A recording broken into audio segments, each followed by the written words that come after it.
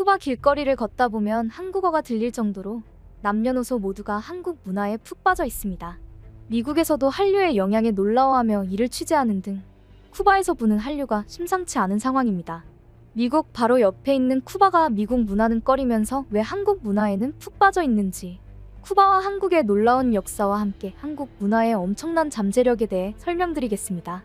분주하게 카메라를 세팅하며 촬영을 준비하는 스태프들, 그 중심에는 대형을 갖춘 댄서들이 있습니다. 큐 소리와 함께 음악이 시작되고 음악에 맞춰 화려한 동작이 이어집니다.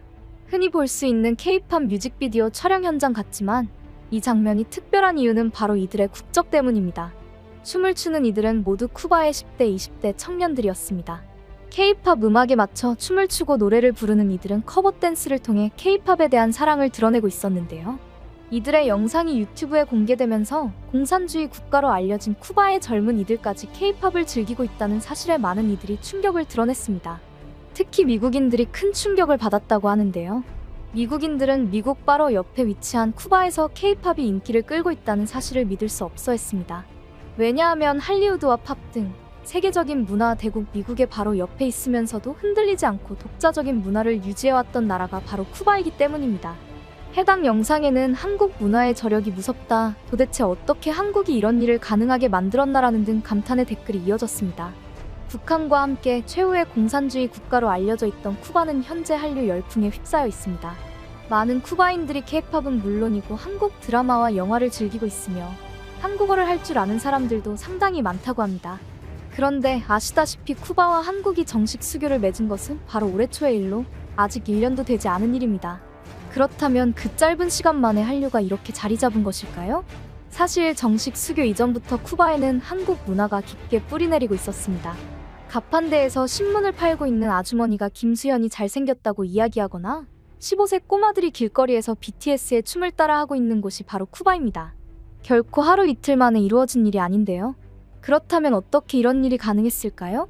아시다시피 쿠바는 공산주의 국가로 외부와의 교류가 제한된 국가입니다. 체 게바라와 피델 카스트로로 유명한 공산주의 국가인 쿠바는 엄격하게 그들의 체제를 유지하며 미국을 비롯한 서방 자본주의 세력과 거리를 두고 있습니다. 문화적으로도 그들만의 독특한 문화를 유지하며 전통을 잇고 있는 국가입니다. 재즈와 블루스 등 독특한 그루브를 바탕으로 한 쿠바의 문화는 미국은 물론 일본과 동아시아까지 퍼져나갔으며 쿠바인들의 음악이 한때 세계적으로 유행한 적도 있었습니다. 이들의 라이프 스타일을 동경해 쿠바로 여행을 떠난 이들도 많았었죠. 그 정도로 외부에 배타적이고 문화적으로도 나름의 전통을 가지고 있는 국가이기에 K-팝이 쿠바에 퍼졌다는 것은 믿기 어려운 일입니다. 그러나 이 어려운 일을 가능하게 했던 것이 바로 한류의 힘이었습니다. 쿠바 한류의 시작은 드라마였다고 하는데요. 2013년 쿠바 공영방송국에서 한국 드라마를 수입해 방영하기 시작했었습니다. 첫 번째 작품은 MBC의 내조의 여왕이었으며 이후 아가씨를 부탁해와 시크릿 가든 등 한국에서 인기를 끌었던 드라마들이 줄줄이 방영되었는데요. 처음에는 쿠바인들도 생소한 배경의 동양인들이 등장하는 드라마를 달갑게 여기지 않았다고 합니다. 하지만 한국 드라마의 매력은 두터운 문화의 벽과 사상의 벽까지 무너뜨렸습니다. 한국 드라마를 보는 팬들이 소수에서 점점 다수로 변했고, 이는 한국 문화 전체에 대한 관심으로 확대되었습니다. 예전 드라마가 아닌 최신 한국 드라마를 보고 한국의 배우를 직접 만나고 K-팝 앨범도 사고 싶어 했죠. 그런데 문제는 쿠바와 한국은 정식 수교 국가가 아니었기에 한국 컨텐츠를 들여올 방법이 없었다는 것입니다. 하지만 팬심은 국경을 뛰어넘는 법이죠. 미국을 통해 한국 콘텐츠를 수입하면서 쿠바의 한류 커뮤니티는 점차 성장하기 시작했습니다. 1만 명 규모의 한류 팬클럽 아트코르가 이렇게 탄생했는데요. 소규모로 시작했던 팬 커뮤니티가 쿠바 전역으로 확장될 수 있었던 가장 큰 계기는 바로 BTS였다고 합니다. Love Yourself와 화양연화 등 BTS의 앨범과 퍼포먼스가 쿠바인들에게 큰 충격을 주었다고 하는데요. 화려한 춤과 노래, 한편의 영화 같은 뮤직비디오는 한국어를 모르는 쿠바인들의 마음까지 사로잡았습니다. BTS를 계기로 쿠바와 내 K-팝 팬덤은 급속도로 성장했다고 하죠. 그리고 쿠바인들은 단순히 음악을 듣는 걸 넘어서 K-팝 가수들을 따라하기 시작했습니다.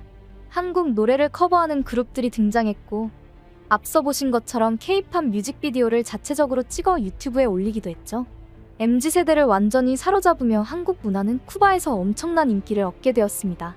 그리고 무엇보다 미국과 큰 연관성이 없다는 점도 중요한 요소였습니다. 미국 문화로 대표되는 캘리포니아 엔터테인먼트 산업은 세계를 휩쓴 매력을 가지고 있지만 반미 정서가 강한 쿠바인들에게는 거부감이 느껴지는 문화였습니다. 그런 쿠바인들에게 한국 문화는 미국 문화와 상관없이 동양에서 넘어온 완벽한 대체제였습니다. 지근거리에 있는 미국보다 수천 킬로미터 떨어진 한국의 문화가 그들에게 더 큰 영향력을 미친 것은 어쩌면 당연한 일이었습니다.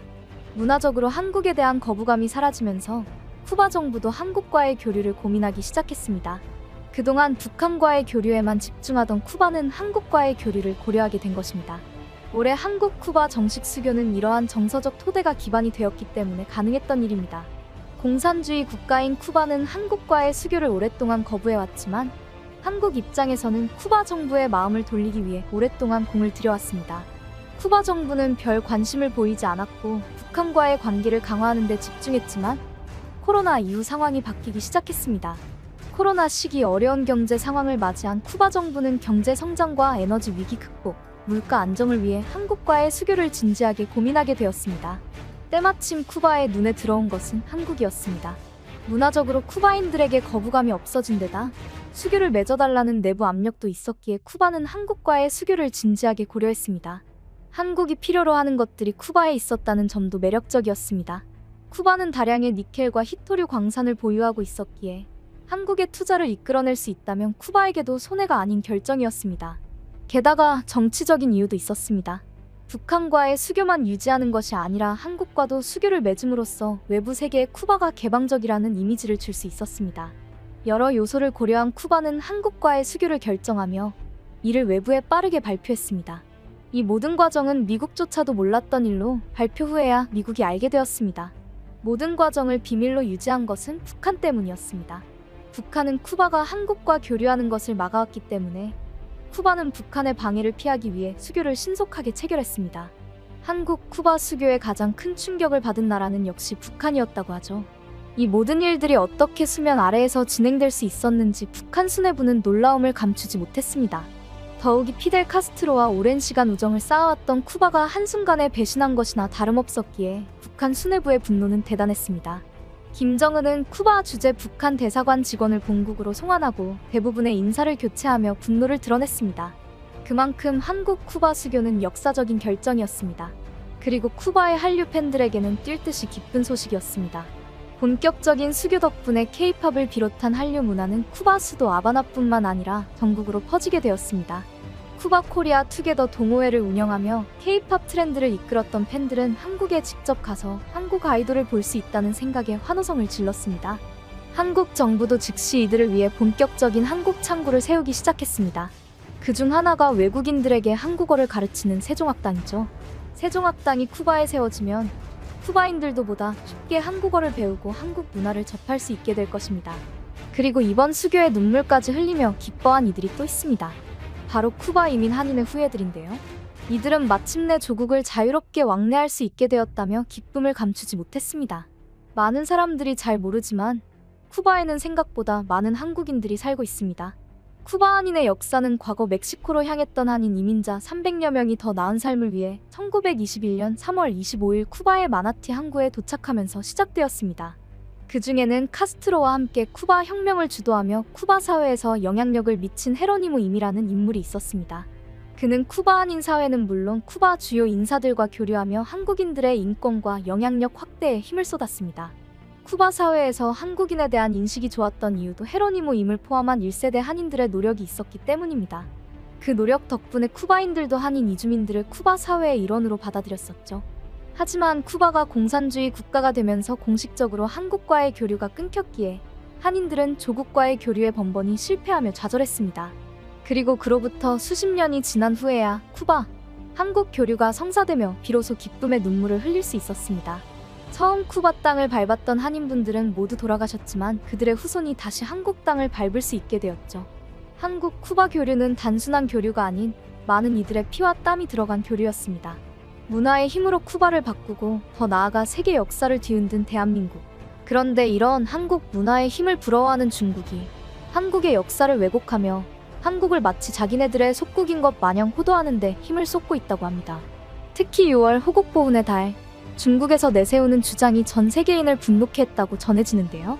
중국이 6.25 한국전쟁을 미국에 맞서고 중국이 한국을 도운 것이라는 영웅주의로 미화시키는 것에 참전국 전체가 분노했다고 합니다. 실제 캐나다에서는 단독으로 보도하고 나섰고, 중국의 역할을 찬양하는 것은 마치 독일 나치가 폴란드를 침공한 것을 기리는 것과 똑같다며 중국 역사 왜곡에 세계인의 불신과 분노가 커져간다 전하기도 했습니다. 하지만 최근 각국의 한국에 대한 기사가 유독 많이 보도가 되며 중국의 역사 왜곡 주장은 힘을 잃어만 가고 있는데요. 최근 국가를 대신해 은혜를 갚고 나선 한국인들이 전 세계적 화제입니다. 세계 여러 매체에 따르면 한국인들이 국가를 대신해 각국의 한국전 참전용사들에게 파격적인 지원을 시작했다 밝혔습니다. 태극기와 함께 보도된 이 기사에는 한국으로 모시겠습니다 라는 간단명료한 헤드라인이 눈에 띕니다. 6.25 한국전쟁 참전용사라면 누구든 신청이 가능합니다. 한국으로 초청하여 항공, 숙박을 포함한 모든 경비를 전액 지원할 것이며 한국에 머무는 동안 필요한 모든 것들을 세심하게 준비해 최고의 대우를 할 것임을 약속드립니다. 지켜주신 이 땅에서 다시 만날 수 있기를 희망합니다. 꼭 연락주세요. 해당 기사는 한국인들이 국가를 대신해 6.25 한국전쟁 참전용사에게 감사와 존경을 표하고자 외신에 간곡히 요청한 것으로 전해졌습니다. 한국을 보고 싶었지만 갈 수 없었던 참전용사, 한국전 참전 사실이 밝혀지지 않은 참전용사 등 여러 상황을 고려해 누구든 볼 수 있는 언론 매체를 선택한 것이고, 현재 각국의 한국 대사관을 통해서 해당 프로젝트를 전달할 계획임도 밝혔습니다. 이에 외신은 한국인들의 간절한 마음이 느껴져 대대적인 보도를 하기에 이른 것이죠. 그리고 이 파격적인 지원 소식에 수많은 궁금증이 이어졌습니다. 대기업? 공식협회? 재벌? 하지만 밝혀진 프로젝트의 주인공은 모두의 예상을 깬 소수의 인원으로 구성된 소규모 기업, 인프레쉬였는데요. 작은 기업이 뭘 할 수 있겠냐 싶겠지만 이 기업의 후원을 위한 실행력과 포부는 여느 대기업 못지 않습니다. 이곳은 얼마 전에도 16개국 참전용사 대상으로 대대적인 의료지원 프로젝트를 진행하며 한국인의 정체성을 보여주는 기업, 한국에 이런 기업이 있다는 것이 부럽다 등의 여러 해외 네티즌들로부터 극찬을 받은 적이 있습니다. 또한 생활고로 가벼운 안질환도 치료 못해 시력을 잃어가는 수십 명의 에티오피아 참전용사와 가족들을 위해 현지의 병원까지 협약을 맺어 대규모 수술을 지원하고, 전쟁 중 다리를 잃어 집에서조차 거동이 어려운 필리핀 참전용사에게 전동 휠체어를 선물했으며 의족을 착용시켜주어 수십 년 만에 2다리로 선 기적을 선물로 주었습니다. 이 외에도 부산에서 생활고로 식료품을 절도한 국내 참전용사의 기사에 서울에서 부산까지 한달음에 달려가 손편지와 생활비 선불카드를 전달하여 뉴스에 보도되는 등 한국전쟁의 진심인 기업으로 익히 알려져 있는데요. 심지어 소수의 인원으로 구성된 작은 기업임에도 기업의 이익보다 후원에 앞장서며 적자 속 어려움에도 영웅들을 외면할 수 없다며 지속적인 후원을 이어오고 있습니다. 최근에 이 기업은 역사를 담아낸 굿즈를 출시하며 수많은 한국인들과 함께 또 하나의 기적을 만들어가고 있습니다. 해당 티셔츠는 6.25 한국전쟁 참전용사에게 수익금 일부가 후원이 되는 상품으로 Things to Remember, 고로 기억이라는 것을 주제로 하여 참전용사들의 희생과 노고를 잊지 말자고 전하고 있습니다. 또한 태극기, 공유기호 등 역사를 상징하는 디자인을 새겼으며 심플한 디자인으로 일상 속에서도 쉽게 착용할 수 있도록 제작하였습니다. 인프레쉬는 이 상품 구매를 통해 동참한 한국인들의 이름을 매일 업데이트하고 있습니다. 조연아, 강민구, 백정희, 신동호, 김태훈 등 여기 보이는 수많은 한국인들의 이름이 인프레쉬 뒤에서 함께하고 있으며, 인프레쉬는 참전용사에게 기업명이 아닌 한국인들의 이름을 전달하고 있습니다. 한국분들에게 깊은 감사 인사를 드립니다. 한국 사람들에게 신의 가호가 있기를 바랍니다. 사랑합니다. 그리고 많은 참전용사들이 국가를 대신해 나선 한국인들에게 감사를 표하고 있습니다. 그리고 평범한 개개인의 힘이 이 기업에게 전달되어 세계 곳곳 기적을 만들어가고 있습니다. 후원 상품의 구매처는 고정 댓글에 남겨두도록 하겠습니다. 저희 채널도 동참하였습니다. 많은 동참과 응원 부탁드립니다.